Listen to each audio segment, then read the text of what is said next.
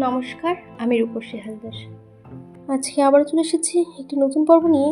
পড়ছি অবরুদ্ধ নিশীথ। লেখনীতে রয়েছেন তেজস্মিতা মূর্তজা। পর্ব 16। সন্ধ্যার পর আরও দুবার বমি করেছিল মার্জিয়া।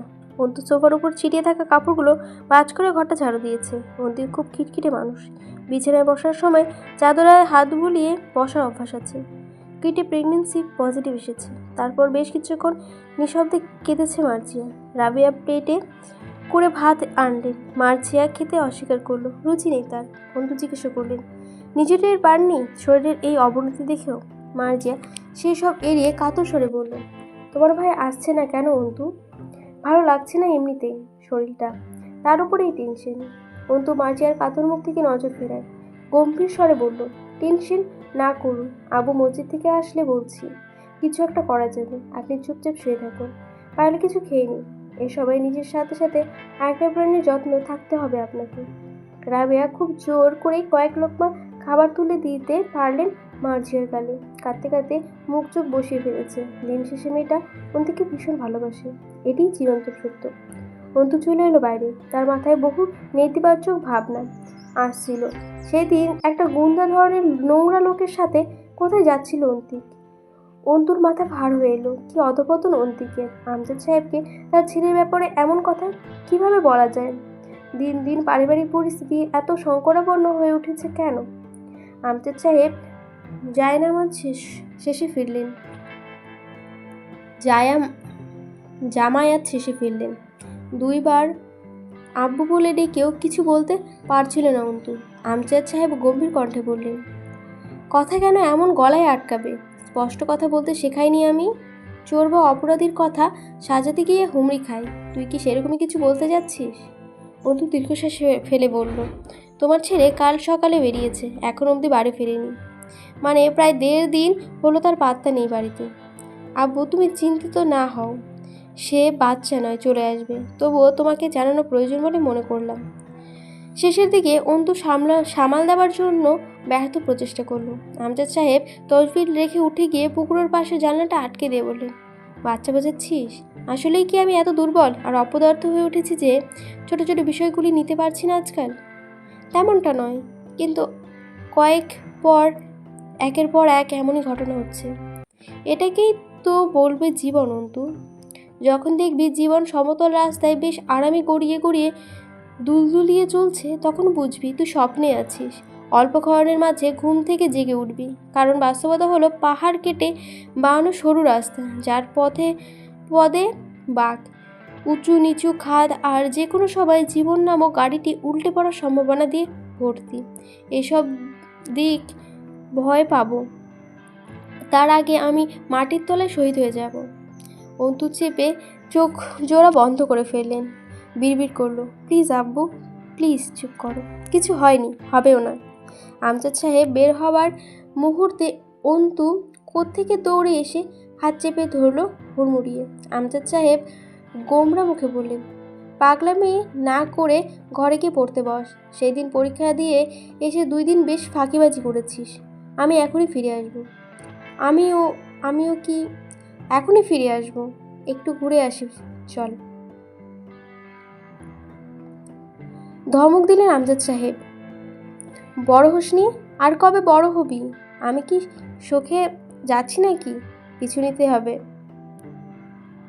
আব্বু, তুমি বলতে সন্তান বাপ মায়ের কাছে কোনোদিন বড় হয় না। সে আমি যতই বড় হই, আমার বয়স যতটুকুই বেড়েছে, তোমারও বাড়ছে, সুতরাং তোমার তুলনায় আমি যা তাই রয়ে গেছি। ঠিক বলছি না? অন্তু চাইল রসিকতার মাধ্যমে আবুর টেনশন কম করতে। আমজাদ সাহেব হার মানলেন।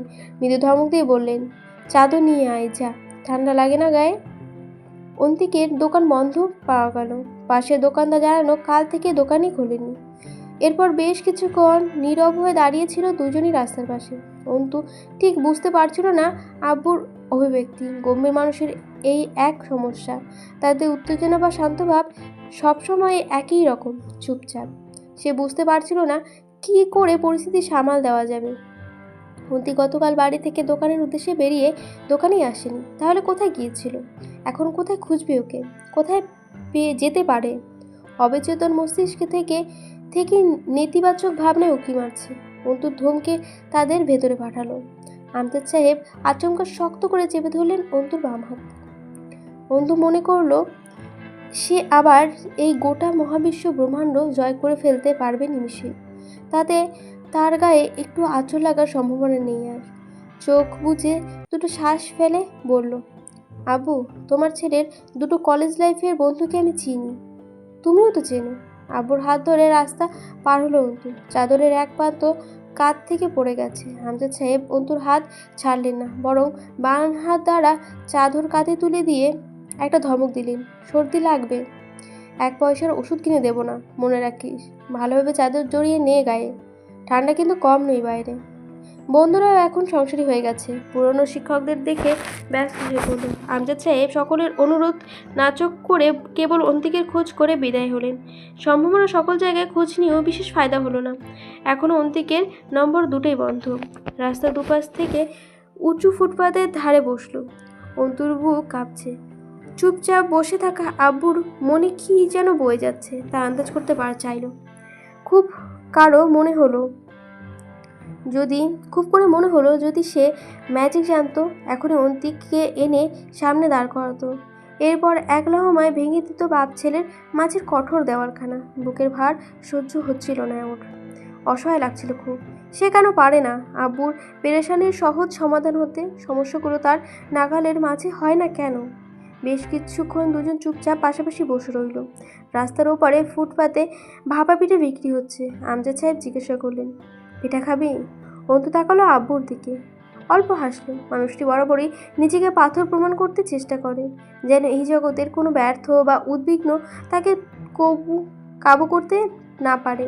দিন শেষে পরিবারের কর্তব্য পালন করতে গিয়ে এত জটিলতা এবং দেনা পাওনার ঘাড়ে করে বসে আছে, তবুও যেন মনে হয় না তার কর্তব্য সে ঠিকঠাক পালন করছে।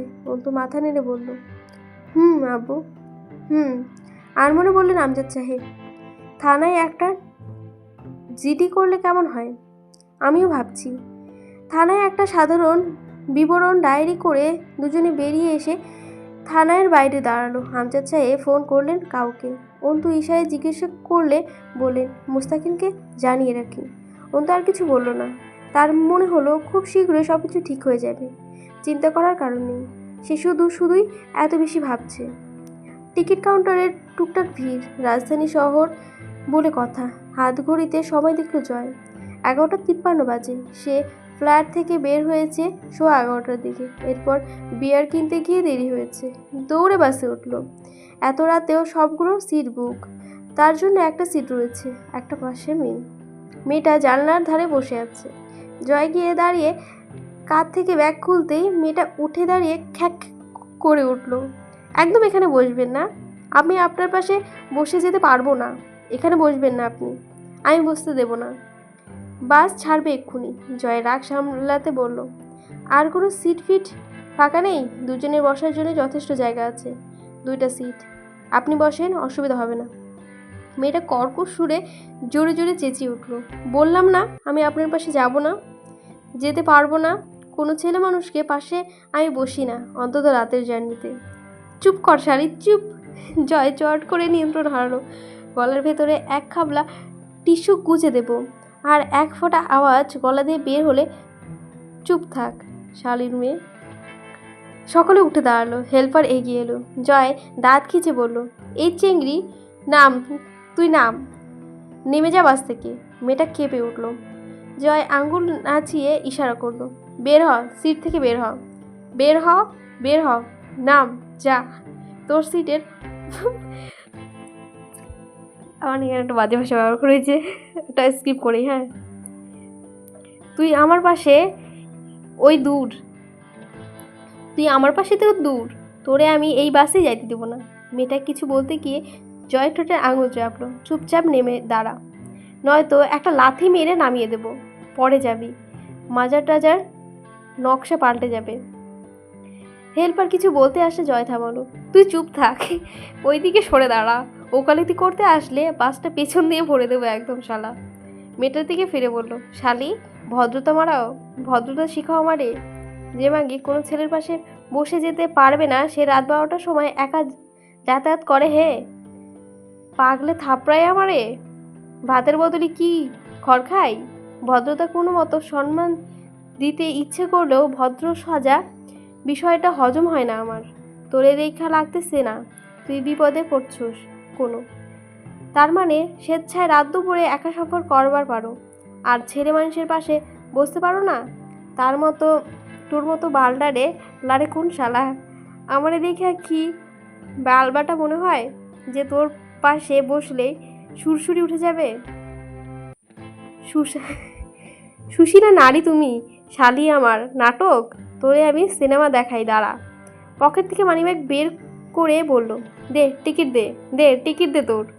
জয়ের টিকিটের দাম মেয়েটার হাতে শক্ত করে বুঝে দিয়ে টিকিট কেটে নিয়ে সিটে ফিরে এসে বসলো।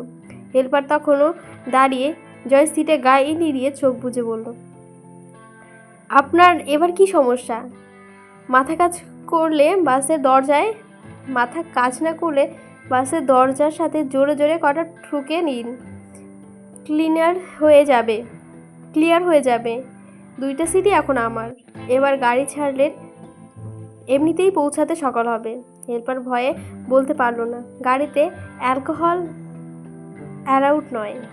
বাসের লাইট অফ হলে জয় শব্দ করে বিয়ারের ক্যান খোলে, তাতে দুটো চুমুক দিয়ে গলা ছেড়ে গান ধরলো। ফজরের আজানের সময় বাস দিনাজপুরে প্রবেশ করলো। অন্ধকারে ভালো করে কাটেনি, তার ওপর ঘন কুয়াশা আচ্ছাদনে 1 হাত দূরের পরিবেশটা স্পষ্ট দৃষ্টিগোচর হবার জো নেই। জয়ের শরীরের শীত নেই, কনকনে শীতেও দরকার পড়লে ডাবল ব্ল্যাকেল গায়ে নিয়ে ফ্যান চালিয়ে ঘুমায়। ডবল ব্ল্যাঙ্কেট গায়ে নিয়ে ফ্যান চালিয়ে ঘুমাই। ফ্যানের শব্দ নাক কানে এলে ঘুমালো হয় না। পুরো ক্যানেও কোনো রকম নেশা নই। এখনো বেশ খানিকটা তরল বাকি ক্যানে। মাথায় ঝিমঝিম টের করছে। নেশা পুরো না হতেই কঠিন হ্যাংওভার চড়ে। হাঁটতে গিয়ে পা টলছে। নিচের তলায় পুরোটা জুড়েই হামজা স্টিল ওয়ার্কশপ। সেটা পেরিয়ে দোতলায় সিঁড়ি ভেঙে দরজায় টোকা দিল। কলিং বেল চাপার আগে যেন হুট করে দরজাটা খুলে যায়। জয় চমকে গিয়ে আবার নিজেকে সামলালো। তরু দাঁড়িয়ে আছে দরজা খুলে। ভেতরে ঢুকে কাঁধের ব্যাগ নামিয়ে জিজ্ঞাসা করলো, ঘুমাসনি তুই? জবাব দিল না তরু। জয় জানে সারাতে এইভাবেই বসার ঘরে দরজার কাছে বসেছিল তরু। জয় জেলার বাইরে গেলে সেদিন ফেরার কথা থাকে, দরজার কাছে থাকে। জয় আসলে যাতে দরজা খুলতে দেরি না হয়। জয় বলল, খাবার কি আছে রে? ক্ষুধা লাগছে, ভাত দে। তার আগে একটু গরম কালা কফি দে। গা গুলাইয়া আসতেছে, আবার খিদাও লাগতেছে। তরু থোড় উল্টালো। ছোট মাছ রান্না আছে। জয় দাঁত খিচিয়ে আবার চুপ করলো। জুতোটা খুলে পা ছেড়ে উড়িয়ে দিয়ে বলল, বাঙালি জাতিটা যেমনে বালের জাত, খাওন দাওনও বালমার্কা। ওই জিনিস খাই আমি? তাহলে ডিম ভেজে দেই। নর্মাল ফ্রিজে অল্প একটু মাংস আছে রান্না করা, গরম করে দেই ওটা। সকালে ভালো খাবার দেব, এখন একটু এসব দিয়ে চালিয়ে নিই। কমন বাথরুমে ঢুকলো জয়। পা ফসকে যেতে চাইলো একবার, তরু ঠেকিয়ে ধরল। এসব কচু না গিললে কি খুব অসুবিধা হয়? ধরবো আমি? না তো মাতাল হইনি আমি, একদম ফিট আছি। তুই তাড়াতাড়ি কফি বানা, তার আগে আমায় গামছা দিয়ে যা। একটা গোসল করার সময় হলো, আজে বাজে জিনিস গিলবেন আর বেখাপ্পা সময়ে গোসল করে সরতে বাঁধাবেন। জয় মাতালের মতো নাটকীয়ভাবে গা দুলিয়ে হাসলো। সভ্য হয়ে নিয়ম মেনে কোন সারা বড়লোক হয়েছে? আমি এত অসভ্য হলেও বড়লোক। কফি পড়ে রইল ওভাবেই। জয় গোসল করে বেরিয়ে সোজা এসে খাবার টেবিলে বসলো। ওই পৌষের শীতে ভোর 5টার দিকে গোসল করে কেউ এত নির্লিপ্ত থাকতে পারে? তরু নাকুচকালো। খাবার নিয়ে চলে যাওয়ার সময় জয় ডাকলো, এই চেয়ারে বস। আপনি খান, আমি ঘুমাবো। জয় শুনল না, বলল, তুই তো রাতে খাসনি। তরু থতমত খাইনি মানে? বাংলা কথা বুঝিস না? আমি আসলে খাবি, তাই খাসনি। পুরোপুরি নিশ্চিত জয়। তরু লজ্জা পেল। আপনি খান। জয় মৃদু ধমক দিল, তুই না বললেও আমি খাবো। বসে পড়, প্লেটে খাবার নেই, একা একা খাইতে ভাল লাগে না আমার। খেতে খেতে একবার তাকালো জয় তরুর দিকে। নির্দ্বিধায় সুন্দরী, মায়াবতী উপাধি পাওয়ার যোগ্য তরু। আজ এই নিঝুম রাতের শেষে জয়ের ক্লান্ত আধমাতাল চোখে আরও সুন্দর লাগছে দেখতে। তার যত্নের কেউ নেই কোথাও তরু ছাড়া। হুট করেই চোখে ধরে গেল জয়ের। সে চোখ নামালো তরু সে চোখ নামালে তরু তাকায়। ভেজা চুল, পরনে সাদা লুঙ্গি, ঘাড়ে গামছা, মাথা নিচু করে খাচ্ছে আর পা দোলাচ্ছে জয়। তরু দেখার মাঝেই হুট করে বলল জয়, এভাবে তাকিয়ে থাকিস না, তোর নজরের প্রেমে টেমে পড়ে গেলে শেষে জাত যাবে। তরু হেসে ফেলল, মাথা নুইয়ে নিল। জয় দেখল স্নিগ্ধ হাসি তরুর। মেয়েটা চঞ্চল, তবে তার মানে সামনে আসলে খুব গুছিয়ে নেয় নিজেকে। একজন কর্তব্যপরায়ণ নারী হয়ে ওঠে। শেষ রাতে তাদের এই নৈশভোজের অভ্যাস খুব পুরনো। তরু হাসি সামলে বলল, প্রেমে পড়ার হলে কবে পড়তে? একটু থেমে আবার বলল, আপনার আসলেই ভালোবাসা আসেনি কোনোদিন আমার প্রতি? জয় বাচ্চাদের মতো মাথা নাড়ল। ভালোবাসা জিনিসটা আমার সিস্টেমের বাইরে, ওসব বুঝি না আমি। তোর ওপর কোনোদিন ভালোবাসা আসেনি, তবে মায়া আছে একটা। তোর ভ্রু কুচকায়, অবাক হয়। মায়া? তা কেন? সে আশা করেনি জয়ের মুখে এমন কথা শোনার। সেবা যত্ন করিস, তার ভাড়া। রসিক হাসি হাসে জয়। তরু স্মিত হাসে, চোখ ফেরায় না। খানিক পর জয় আনমনে বলে, কারণ আমারে কেউ কোনোদিন নিঃস্বার্থ ভালোবাসে নাই, ভালোবাসাই বাসে নাই কেউ। আমার মনে হয় তুই একমাত্র একটা পাগলি, যে আমাকে বিনা স্বার্থে কোনো উদ্দেশ্য ছাড়া মনোযোগ ও ভালোবাসা দিয়েছিস। চালাক হ তরু, প্রতিরোধ গড়ে তোল আমার বিরুদ্ধে, বিদ্রোহ কর, বিদ্রোহ। জয়ের ভালোবাসাতে নেই। তরু চমকে উঠল, খালু আপনাকে? জয় হেসে ফেলল, কেমন করে যেন। অর্ধেকতে খাবার ভর্তি প্লেটের মাঝে পানি ঢেলে হাত ধুয়ে ফেলে চেয়ারে হেলান দিয়ে বসলো। আমি বিশাল বড়লোকের চ্যাংড়া। কথাটা বলেই চোখ মারল জয়। বাপের সমস্ত সম্পত্তির একমাত্র মালিক আমি। এমনিতেও আমি বেশি দিন দুনিয়ায় থাকবো না। তাতে আমার পর সব কিছু অটোমেটিকলি আমার পালনকারীদের হয়ে যাবে।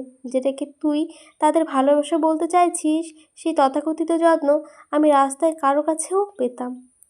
আমার নামে আমার ধোঁকাবাজ বাপ মা মোটা টাকার গুদাম রেখে গেছে। তরু অবাক হয়ে বলল, কিন্তু হামজা ভাই? জয়ের হাসিটা এবার রহস্যজনক দেখতে লাগলো। ঘাড়ে হাতের তালু ঘষে বলল, ভালোবাসা আর প্রশ্রয়ের মাঝের পার্থক্য তুই বুঝিস না। আমিও বুঝতাম না। মাঝখানে একটু থেমে দুইবার মাথা ঝাঁকা দিল জোরে করে। ঝিমঝিম করছে মাথাটা, সামলে বলল, ভালোবাসার প্রশ্রয় কম থাকে, খুব কম। যেখানে কঠোর শাসন থাকে, আবার ক্ষেত্রবিশেষ প্রবল ছাড়। রাস্তার অপরিচিতকে ধরে তুই শাসন করতে পারবি না। যার ওপর টান লাগে মায়ার টান, যেটাকে তোকে ভালোবাসা বলিস, তোরে মানুষ শাসন করে। আমাকে কেউ কোনোদিন শাসন করে নাই। তরু কেঁপে উঠল নিজের অজান্তে। জয় কখনোই নিজেকে নিয়ে বলে না, কোনোভাবেই না। জয়ের উদ্ভুত হাসির সাথে এমন কথা খুব বিচ্ছেদ। আমি যখন একের পর এক সিগারেট ফুঁকে যাই, হামজা ভাই কোনোদিন ধমক দিয়ে বলে নাই সিগারেট ফেল আর ছুবি না। ক্লাস 8-এ প্রথমবার সিগারেট ঠোঁটে রেখে আগুন জ্বালাইছি। হা হা হা। তখন গলা জ্বলত খুব।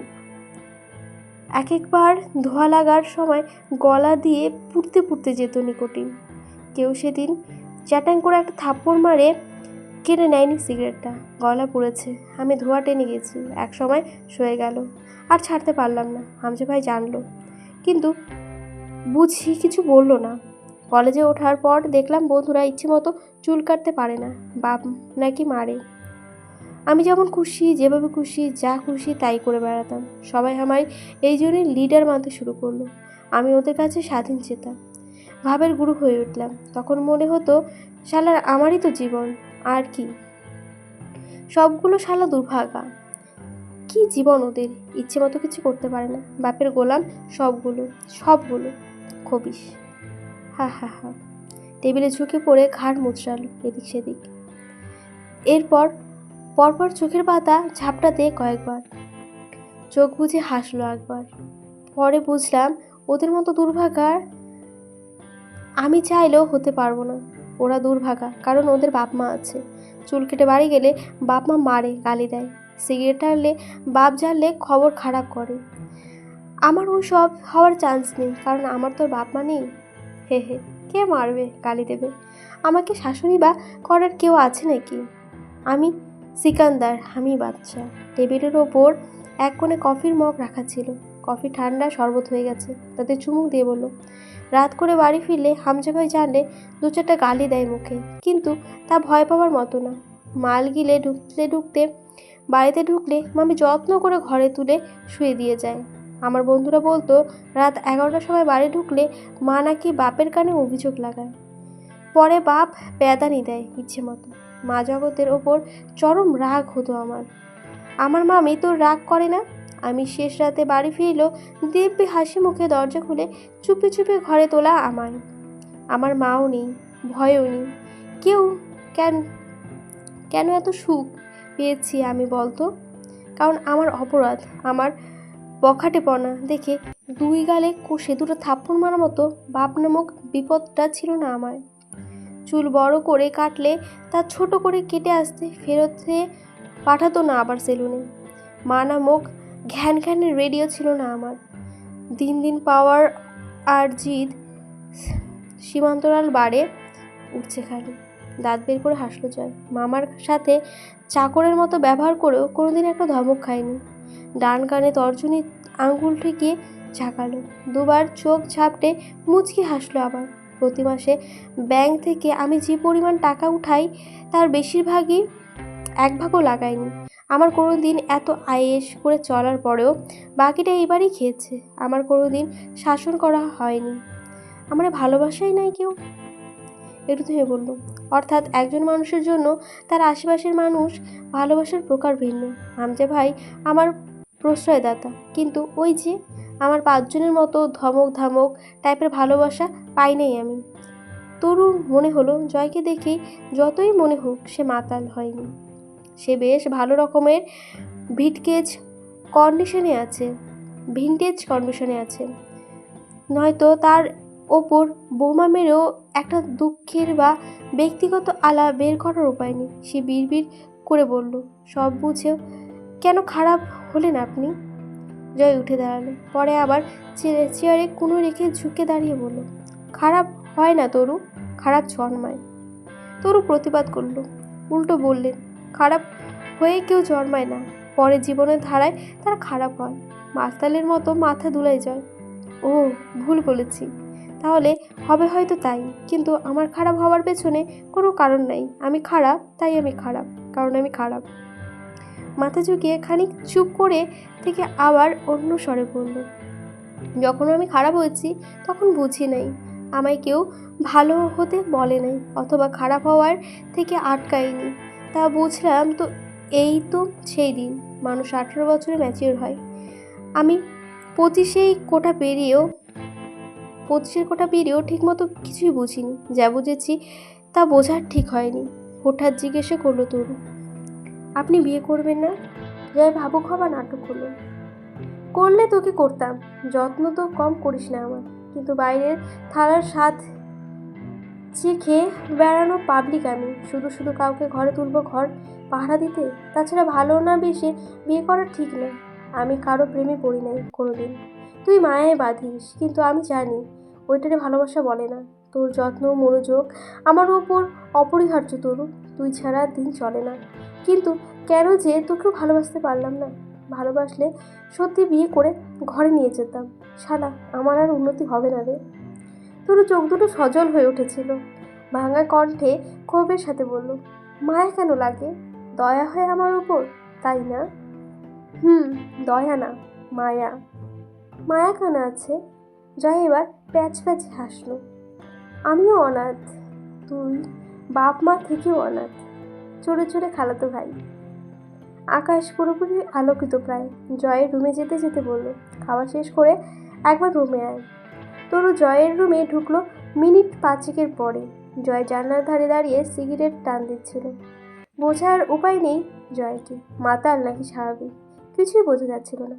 তরুর উপস্থিতি টের পেয়ে বিছানার উপর থেকে একটা ব্যাগ তুলল, তরুর দিকে এগিয়ে দিল।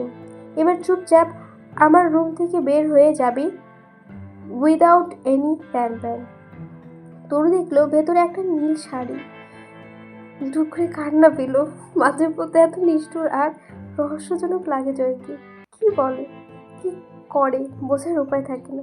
জয় বারবার জিজ্ঞাসা করে কেন তরু ভালোবাসে জয়কে। তরু জানে না তা ভালোবাসা কিনা, তবে জয়ের কথায় আজ যে নিজের অনুভূতি নতুন নাম পেয়েছে, মায়া।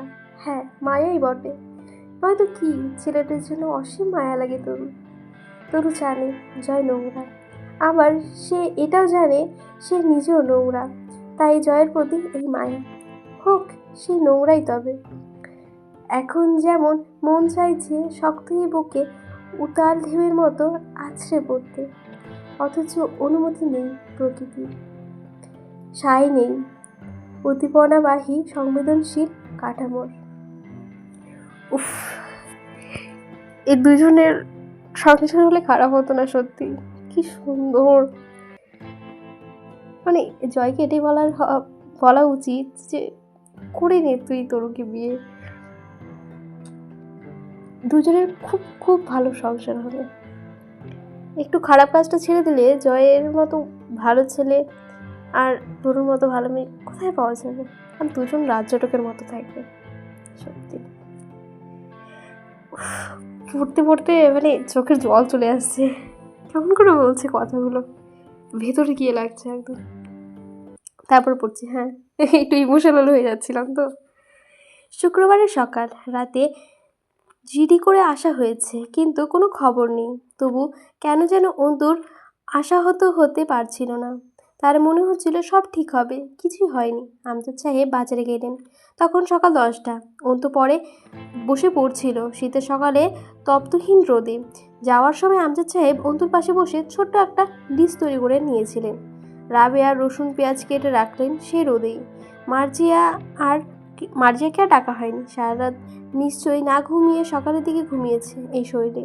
ঘড়ির কাঁটা যখন দুপুর 12:30, আমজাদ সাহেব এলেন না, অথচ ওনার ফেরার কথা বড় জোর 11:30টায়। চারিদিকে জুম্মার আজান ফুরিয়ে এলো, তিনি ফিরলেন না। অন্তু বারবার করে গেটের দিকে দাঁড়িয়ে থেকে দেখছে, আব্বুকে দেখা পাচ্ছে না, ফিরে আসছে না। রাবেয়া অতিষ্ঠ হয়ে বসে রয়েছিল। সময় পেরিয়ে দুপুর 2টো বাজলো, আমজাদ সাহেব এলেন না। অন্তুর ভাবনার টনক নড়ল। সে কমপক্ষে 20-25টা কল করেছিল আব্বুর নাম্বারে, বারবার বন্ধ বলার পরেও ছাদে গিয়ে দাঁড়িয়ে থেকে এলো। দূর রাস্তার মোড়ে অবধি চেয়ে রইল কতক্ষণ। আমজাদ সাহেবের পাত্তা নেই। রোদে গায়ে লাগছিল অন্তু। সে দাঁড়িয়ে রইল ছাদের রেলিং ঘেঁষে, ঘোলা চোখে। মনটাকে কেটে ভেতর থেকে আলাদা করে ফেলতে ইচ্ছে করলো। আজেবাজে চিন্তারা ভিড় করছে সেখানে, খুব জ্বালাতন করছে। দুপুরে রান্না হয়নি, খাওয়াটাও হয়নি। সকালে আব্বুর সাথে বসে ঘিয়ে আলুর ভর্তা দিয়ে আম্মুর হাতের খিচুড়ি খেয়েছিল। ছটফটানি বাড়লো যখন সন্ধ্যা হলো। সময়ের আবর্তন রাত 10টার কাঁটা অতিক্রম করলো। আমজাদ সাহেব বাজার থেকে ফেরেনি তখনও। খুব লম্বা বাজার করছে। অন্ধকার চারপাশ, পূর্ণ চাঁদ আকাশে। ছাদে দাঁড়িয়ে থেকে অন্তুর খুব হিংসে হলো এই আলোকিত চাঁদকে। আব্বু বাড়ি ফিরল না এখনো। তার খোঁজ তো চাঁদ রাখিনি, বরঞ্চ জলজল করছে আকাশবাণী। স্বার্থপর খুব চাঁদটাও। অন্তুর দুঃখে সে একটু দুঃখী নয়। অন্তু চেয়ে রইল পাড়ার সরু গলির মোড়ের দিকে। বারবার চোখে ভেসে উঠছে আমজাদ সাহেবের বাজারের থলি হাতে সরু রাস্তাটাই ঢুকছে। হ্যালুসিনেশন হতে থাকলো অন্তুর। আমজাদ সাহেব ক্লাব হয়ে বাড়ি ফিরে বাজারের ব্যাগ অন্তুর হাতে ধরিয়ে গম্ভীর স্বরে বলছেন, আরে একটা জরুরি কাজ পড়ে গেছিল, তাই বাড়ি ফিরতে একটু দেরি হয়ে গেল। আমি কি বাচ্চা ছেলে, এত চিন্তা করতে হবে তোকে নিয়ে? ফোনে চার্জ ছিল না, তাই বন্ধ হয়ে গেছে। পর্বটা এখানে শেষ হয়ে গেল। কেমন লাগলো অবশ্যই জানাবেন। ভালো লাগলে অবশ্যই লাইক করবেন, সাবস্ক্রাইব করে দেবেন। আজকে ধন্যবাদ।